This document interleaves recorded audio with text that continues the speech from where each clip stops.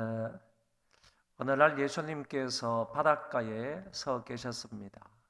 그랬을 때 많은 사람들이 찾아왔습니다. 예수님께서 이 무리들에게 하나님의 말씀을 가르치시기 위하여 한 배에 오르셨습니다. 이 배에 올라서 예수님이 바닷가에 서 있는 많은 사람들에게 하나님 나라와 하나님의 말씀을 가르치기 시작을 하셨습니다. 예수님이 서신 이 배는 누구의 배인지는 정확하게 나와 있지는 않지만은 가장 좋은 그런 강단이 아니었나. 많은 청중들에게 하나님의 말씀을 가르치기 위한 가장 좋은 강단이 바로 주님이 올라타신 그 배였다라고 생각이 됩니다. 왜냐하면 지금 이 강가에서 바닷가에서 이 호숫가에서 불어오는 바람이 육지를 향해서 해변가로 향해서 불었기 때문에 예수님께서 그 배에 오르셔서 많은 사람들에게 작게 말해도 그 바람을 타고 오는 그 주님의 말씀을 청중들은 쉽게 들을 수 있었기 때문이라고 봅니다. 어쨌든 예수님께서 이 한 배에 오르사 많은 청중들에게 하나님의 말씀을 가르치셨는데 곧 비유로 말씀을 하셨다라고 오늘 본문에 되어 있습니다.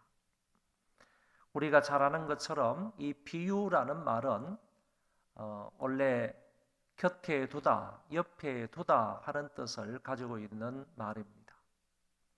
이 비유라는 말을 헬라어로 파라볼레라고 하는데 파라라는 말이 곁에, 볼레라는 말은 둔다, 두다 하는 뜻이기 때문에 곁에 두다라는 뜻을 가지고 있는 낱말이 바로 비유라는 말입니다.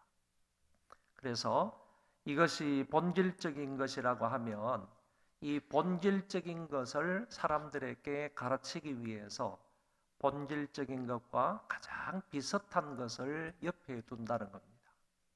이 본질적인 것 옆에 두어서 이거를 설명한다는 거죠.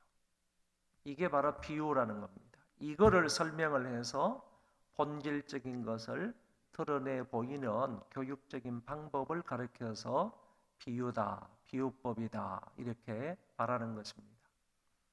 주로 예수님께서 천국을 비유로 많이 말씀을 하셨는데 천국에 대한 실제적인 것들을 주님이 우리에게 말씀을 하신다 할지라도 세상에 있는 우리들은 그 천국에 대해서 잘 알 수가 없는 것입니다.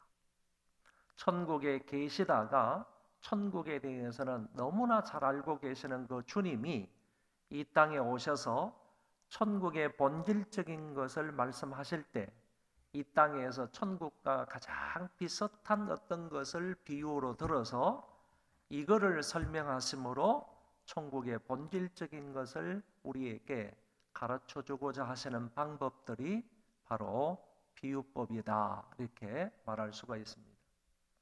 그래서 예수님의 비유 가운데는 천국 비유가 그렇게 많다 하는 사실을 우리는 알게 됩니다. 이 비유의 목적이 무엇인가? 대부분 비유에는 한 가지 내지 두 가지 뜻이 있다 이렇게 말하는데 저는 그냥 한 가지 뜻만 찾으려고 해야 된다 이렇게 생각을 합니다. 이 비유를 통해서 한 가지 가르치시고자 하시는 그 목적이 뭐냐? 그것을 우리가 잘 듣고 깨닫고 그 말씀을 붙들고 은혜 받고 신앙생활을 하면 되겠다 이렇게 생각을 합니다. 그 비유의 목적이 뭐냐라고 하면 아는 사람에게는 더 많이 알게 하기 위해서 보는 사람에게는 더 많이 보게 하기 위해서 듣고 깨닫는 사람들에게는 더 많은 깨달음과 은혜를 주시기 위해서 비유를 한다는 것이고 잘 듣지 않는 사람에게는 더 가리게 하기 위해서 보지 못하는 사람도 더 보지 못하게 하기 위해서 그렇게 해서 비유를 주신다 이렇게 성경은 말씀해 주고 있습니다. 오늘 11절부터 13절의 말씀을 다시 한 번 더 읽어드리면 대답하여 이르시되 천국의 비밀을 아는 것이 너희에게는 허락되었으나 그들에게는 아니되었나니 무릇 있는 자는 받아 넉넉하게 되되 없는 자는 그 있는 것도 빼앗기리라. 그러므로 내가 그들에게 비유로 말하는 것은 그들이 보아도 보지 못하며 들어도 듣지 못하며 깨닫지 못함이니라.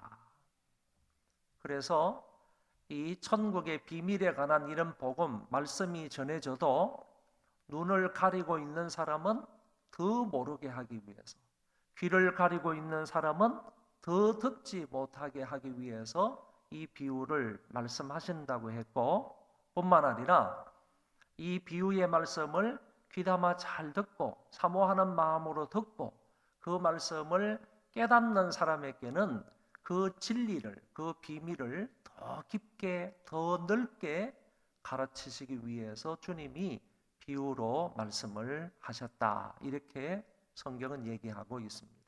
그러니까 비유의 목적은 보는 사람에게 더 보게 하기 위함이고, 보지 못하는 사람에게는 더 보지 못하게 하도록 비유로 말씀을 하시는 것이다. 그래서 오늘 여기 성경에서도 가진 자에게는 더 가지게 하기 위해서,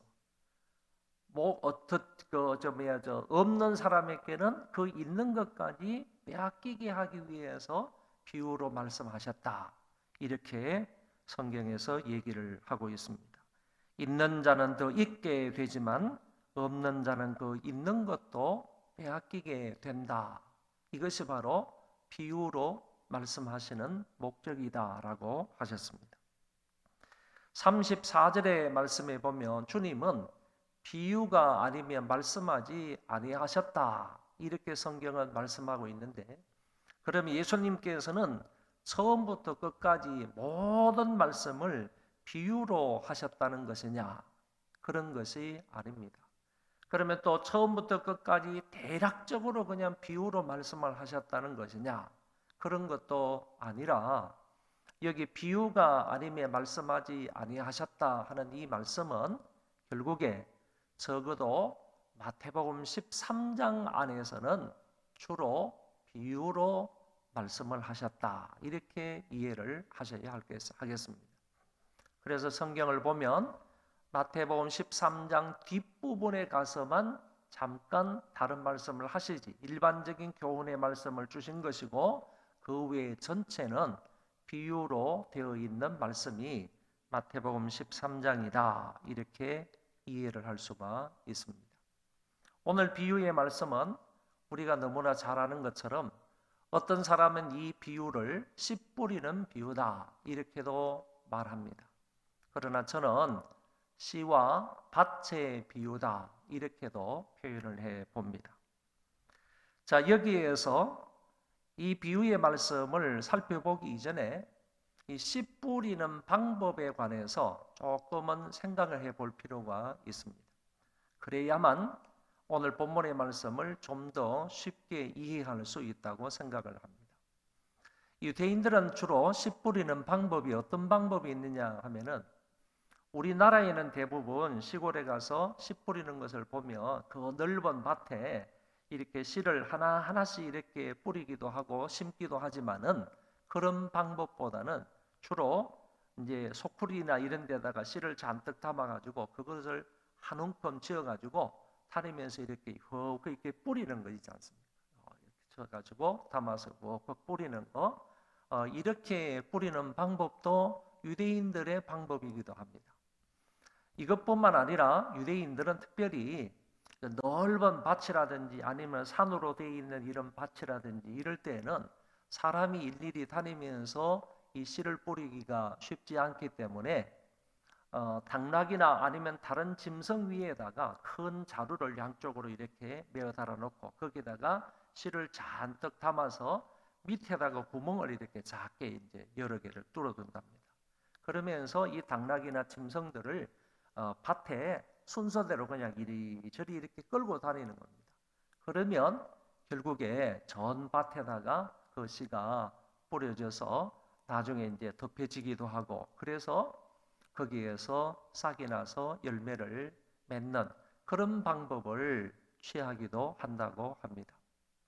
그러면 사람이 일일이 이렇게 손에 쥐고 그 씨를 여러 이제 밭에다가 넓은 밭에다가 이렇게 뿌리는 것과 당나귀를 이렇게 끌고 다니면서 짐승을 끌고 다니면서 이렇게 씨를 떨어뜨리게 해서 씨를 심는 방법, 이런 방법들을 이렇게 쓸 때 아무래도 이 씨가 그 밭에만 있는 것이 아니라 길가밭 다른 도로도 이렇게 떨어지게 되지 않겠습니까?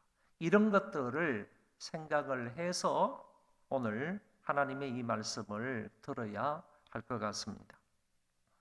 예수님께서 씨 뿌리는 비유, 달리 말해 씨와 밭의 비유에 관해서 말씀을 하실 때에 제일 처음에 이 씨가 어디에 떨어졌는지를 말씀하시는데 길가에 떨어졌다 이렇게 얘기합니다. 4절에 뿌릴새 들어는 길가에 떨어짐에 새들이 와서 먹어버렸고 그랬습니다. 그런데 다른 비유들은 주님이 거의 비유를 해석해 주지 않습니다. 그런데 오늘 본문의 말씀에 나오는 이 씨와 밭의 비유에서는 예수님이 친히 뒷부분에 가서 18절 이후에 가서는 하나하나 친절하게 설명해 주시는 것을 엿볼 수가 있습니다. 19절에 길가에 떨어진 씨앗에 대해서 예수님이 이렇게 설명을 하셨습니다. 아무나 천국 말씀을 듣고 깨닫지 못할 때는 악한 자가 와서 그 마음에 뿌려진 것을 빼앗나니 이는 곧 길가에 뿌려진 자요 그랬습니다. 그러니까 이렇게 뿌리다 보면 길가에 떨어지는 그런 씨앗도 있는데 그런 씨앗들은 하나님의 말씀을 받는 사람의 마음이 길가밭이 되어서 그 말씀이 떨어지기는 하지만은 결코 그 가운데에서 싹이 나서 열매를 맺을 수 없고 그 말씀을 듣고 깨닫지를 못하니까 그 말씀을 악한 자가 와서 빼앗아가 버린다 이렇게 얘기를 했습니다. 여기에 악한 자는 사탄을 말할 것인데 이 사탄이 와서 그 뿌려진 그 말씀을 빼앗아가 버린다. 결국에 그 말씀은 그 사람 속에 남아있지를 못하고 더더구나 싹이 날 수도 없고 열매를 맺을 수 없다라는 사실을 말씀하고 있는 것입니다. 두 번째 밭은 돌밭에 떨어졌다라고 했습니다. 5절 6절에 들어는 흙이 얕은 돌밭에 떨어짐에 흙이 깊지 아니하므로 곧 싹이 나오나 해가 돋은 후에 타서 뿌리가 없으므로 말랐고 그랬습니다.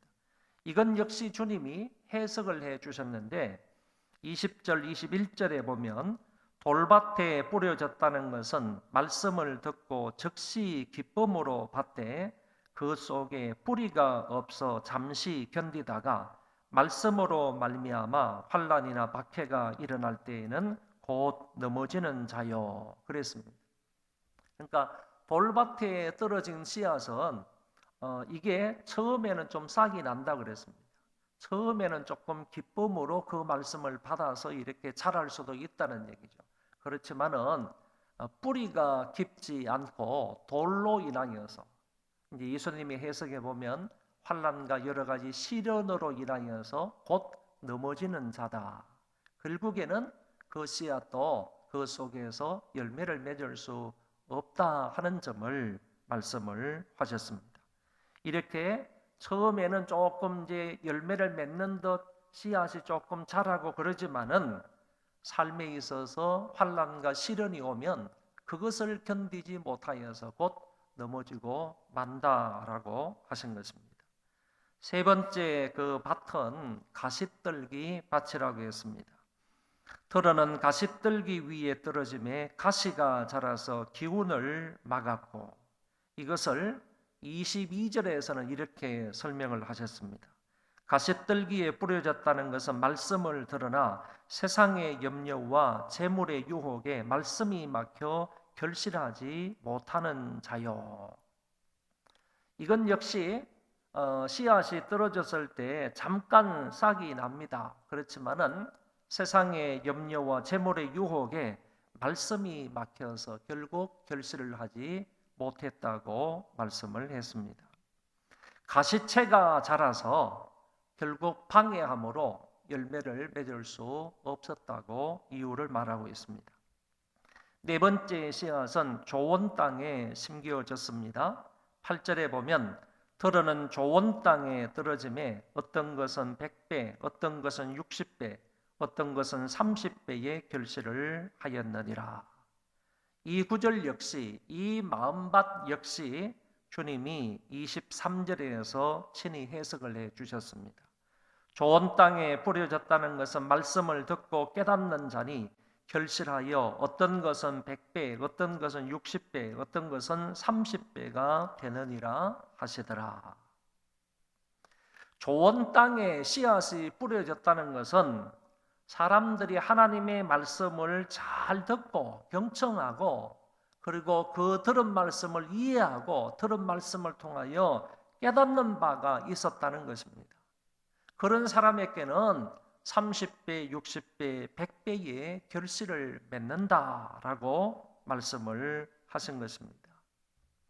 예수님께서 이렇게 씨와 밭의 비유에 관해서 제가 씨와 밭의 비유라고 한 이유는 조금 이따 설명을 하겠습니다. 씨와 밭의 비유에 관해서 이렇게 말씀을 하시고 났을 때 제자들이 예수님에게 물었습니다. 어찌하여 그들에게 비유로 말씀하시나이까? 라고 물으니까 예수님께서 대답하시기를 천국의 비밀을 아는 것이 너희에게는 허락되었으나 그들에게는 아니 되었나니 무릇 있는 자는 받아 넉넉하게 되되 없는 자는 그 있는 것도 빼앗기리라 라고 말씀을 하셨던 것입니다. 이 말씀의 뜻은 하나님이 제자들에게는 예수 그리스도를 알고 믿도록 계시하여 주셨지만 그 외에 지금 있는 많은 청중들에게, 많은 사람들에게는 그런 지식을 알게 하는 구체적인 인자를 베풀지 아니하셨다. 이렇게 말씀하고 있는 것입니다. 그리고 있는 자는 더 있게 되고 없는 자는 그 있는 것까지 빼앗긴다 하는 말씀을 주님이 강조하면서 말씀을 하셨습니다. 달리 말해서 결국에 길가밭에 떨어진 씨앗이나 가시밭에 떨어진 씨앗, 돌밭에 떨어진 씨앗은 하나님의 말씀을 듣고 그 말씀을 깊이 묵상하면서 은혜 받고 깨닫고 그 말씀 중심으로 살아가는 그런 사람이 아니라는 얘기입니다. 그 말씀이 떨어지기는 했지만은 길가밭에도 열매를 맺을 수 없었고 가시밭에도 이런저런 이유로 돌밭에도 이런저런 이유로 결국에는 열매 맺지 못한 그런 나무들은 결국에 하나님의 말씀을 잘 듣고 그 말씀을 깨닫고 그 말씀대로 순종하지 못한 열매 맺지 못한 사람들을 가리켜 말하는 것이다 라고 볼 수가 있는 것입니다. 그러나 이 참된 제자들, 하나님의 말씀을 경청하고 그 말씀을 깨닫고 은혜 받고 그 말씀대로 순종하여 살아가는 그런 사람에게는 비록 4분의 1밖에 되지를 않지만은 길가밭과 같은 그런 마음밭을 가지고 있는 사람들, 그리고 돌밭이나 가시밭과 같은 그런 마음밭을 가지고 있는 사람들보다는 훨씬 적은 숫자이지만은 많은 사람들 가운데에서 4분의 1 정도밖에 되지 않는 그런 퍼센테이지의 사람이라 할지라도 그런 사람이 하나님의 말씀을 잘 듣고 사모함으로 받아들이고 나에게 주시는 말씀으로 아멘으로 받고 그 말씀을 깨닫고 그 말씀대로 실천하게 되면 그 사람들이 열매 맺는 것은 30배, 60배, 100배의 결실을 하게 된다 하는 점을 말씀을 하셨습니다. 그런 사람은 있는 사람으로서 더 있게 되는 복을 받게 된다.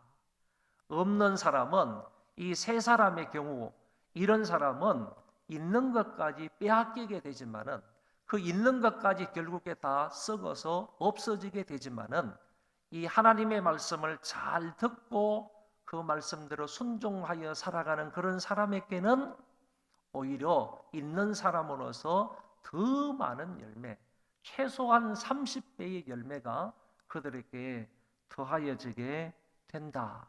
그래서 예수님께서는 있는 자에게는 더 있게 되고 없는 자는 그 있는 것까지 빼앗긴다라는 말씀으로 결론을 내리셨던 것입니다. 여러분, 우리가 여기 말씀을 통하여서 잘 한번 곰곰이 생각을 해보면 하나님의 말씀을 잘 경청하는 것이 얼마나 중요한가, 그리고 하나님의 말씀을 경청함으로 그것을 깨닫는 것이 얼마나 중요한가. 예수님께서 이것을 강조해서 말씀을 하셨거든요. 좋은 마음밭을 가지고 있다는 것은 무엇을 말하느냐? 하나님의 말씀을 잘 듣고 깨닫는 자라고 분명하게 말씀을 하셨습니다. 그러니까 하나님의 말씀이 그런 태도로 받아들이는 사람에게는 그 사람 속에 하나님의 말씀의 씨앗이 심겨진다는 얘기입니다. 좋은 마음밭을 가지고 있는 사람, 다시 말해서 사모함으로 하나님의 말씀을 경청하고 그리고 그 말씀을 깨닫는 사람 마음속에는 하나님의 말씀이 떨어져서 싹이 나고 열매를 맺는다는 거예요. 그런데 열매를 맺는데 동일한 열매를 맺는 것은 아니라는 거예요. 우리가 다 같이 하나님의 말씀을 이렇게 경청을 하고 깨닫고 은혜 받고 그 말씀대로 순종하여 살아간다 할지라도, 그런 사람이 많다 할지라도 적다 할지라도 열매를 맺는 사람들은요 결코 그 열매는 통일하지 않다는 얘기예요. 어떤 사람은 30배 맺고 어떤 사람은 60배 맺을 수 있고 어떤 사람은 100배도 맺을 수 있다 하는 점을 예수님께서 여기에서 말씀을 하셨습니다. 여러분, 예수님께서 이 비유에서 말씀을 하실 때 강조하고 싶은 것이 무엇이겠습니까? 10%는 사람에 대해서 강조하기 위해서 이 말씀을 하셨겠습니까? 아니면 떨어지는 씨앗에 대해서, 씨에 대해서 강조하기 위해서 말씀을 하셨겠습니까? 그것도 아니면 밭에 대해서 강조하기 위해 말씀을 하셨겠습니까? 대부분의 사람들은요, 이것은 예수님이 밭에 대해서 강조하기 위해서 이 비유를 말씀을 하셨다라고 합니다. 그렇다면 오늘 우리는 어떤 마음밭이 되어야 하느냐 하는 점을 생각해 보아야 하겠습니다. 길가밭처럼 돌밭처럼 가시밭처럼 하나님의 말씀을 받아들이면 절대로 열매 맺는 삶을 살 수가 없다는 겁니다. 대신 좋은 마음밭이 되어서 하나님의 말씀을 받는 마음의 태도가, 그 마음의 자세가 좋은 마음밭과 같아야지 우리는 열매 맺는 삶을 살 수가 있다는 얘기입니다. 좋은 마음밭만 되면 얼마든지 우리는 그 말씀의 씨앗이 우리 안에서 열매를 맺을 수 있다는 얘기입니다. 여러분, 혹시 우리가 아직 길가밭과 같은 그런 마음을 소유하고 있다면 그거는 열매 맺는 마음밭이 아닙니다. 길가밭은요, 우리의 마음이 완고한 것을 표현한다고 봅니다. 길가밭은요, 딱딱하기 때문에 씨앗이 떨어져도 그 씨앗이 그 흙 속에 들어갈 수가 없는 마음밭을 말하는 거예요. 들어갈 수 없으니까 다른 사람들이나 아니면 다른 것에 의해서 이게 쉽게 볼 수 있는 것이니까 사탄이 와가지고 그 마음밭에 있는 그 씨앗을 그냥 빼앗아 간다고, 탈취해 간다고 얘기하지 않습니까? 그러니까 그런 마음밭이 완고하고 완악한, 딱딱하고 굳어져 있는 그런 마음밭으로는 하나님의 말씀을 잘 받아들일 수가 없는 거예요. 그래서 그런 마음밭은 안 된다 하는 점이고, 뿐만 아니라 돌밭과 같은 것, 이 돌이 너무 많아가지고 흙이 깊지 않는 거예요. 돌이 많으니까 우리 마음밭에 이와 같은 좋지 못한 것들이 많이 있으니까 이것 때문에 씨앗이 흙 속에 깊이 박히지를 않는 거예요. 뿌리를 내릴 수가 없다는 얘기입니다. 그러니 결국 조금 있다가 시들어 말라서 죽고 만다는 얘기죠. 가시밭은요, 가시가 자라니까 우리 마음속에 가시가 자라가지고 이렇게 자라지 않아야 될 것, 없어야 될 것이 무성하게 자라가지고 그런 것들에 의해서 결국에 마음밭에 뿌려진 그 씨앗이 싹이 나지만은 그것도 역시 열매를 맺지를 못한다. 그 가시밭의 기운 때문에, 가시의 기운 때문에 결국 열매를 맺을 수 없다고 했습니다. 여러분, 이 딱딱한 밭을 일구어야 합니다. 그리고 우리 마음밭에 있는 돌을 골라내야 됩니다. 우리 마음밭에 뿌리 내리고 있는, 그리고 자라고 있는 이 가시채들을 우리 마음에서 뽑아내야 됩니다. 그러면 딱딱한 우리의 완고한 이런 마음밭을 갈아엎고 그리고 돌을 골라내고 가시채를 뽑아내야 되는데 이게 우리 마음대로 안 된다는 거죠. 그러니까 우리 마음대로 안 되는 것은 하나님 앞에 엎드려서 부단히 기도하는 수밖에 없습니다. 그래서 성령님에 의해서 성령님 내 마음밭에 있는 이 딱딱하고 완고한 이 완악한 이 마음을 성령의 전기를 내 마음밭 깊숙이 들여서 내 마음밭을 개간해달라고, 갈아엎어달라고, 100% 갈아엎어서 정말 좋은 마음밭이 되게 해달라고, 성령께서 내 마음속에 있는 이 돌과 같은 것들, 이 가시채와 같은 이런 것들을 뽑아 버리게 해달라고, 이것을 없애달라고, 이것을 치워달라고 하나님 앞에 부단히 기도하는 수밖에 없습니다. 그래서 성령의 은혜로, 하나님의 은혜로, 그리스도의 은혜로 뿐만 아니라 말씀과 기도를 통하여서 우리의 마음밭이 개간이 될 때 좋은 마음밭이 되어서 하나님 말씀을 통하여 열매 맺는 삶을 살 수가 있다는 것입니다. 여러분, 씨 뿌리는 사람에게는 문제가 없어요, 실제. 그리고 씨에도 문제가 없어요. 오늘 비유를 통해서 심각하게 말씀하고 있는 것은 하나님의 말씀을 받는 사람들의 마음밭을 얘기하는 겁니다. 어떤 마음밭이 되어야 하는가? 예수님께서 이것을 말씀을 하시면서 조금 전에도 제가 강조를 했던 것처럼 정말 하나님의 말씀을 경청해야 된다는 거죠. 경청하고 하나님의 말씀을 아멘으로 나에게 주시는 말씀으로 받아들이고 그리고 그 말씀을 깨닫고 말씀을 통해서 은혜를 받아야 됩니다. 그래야만이 하나님께서 나에게 심어주신 그 말씀의 씨앗을 통하여서 자라게 하시고 그것을 통해서 열매 맺게 하신다는 것입니다. 적어도 30배입니다. 많으면 100배입니다.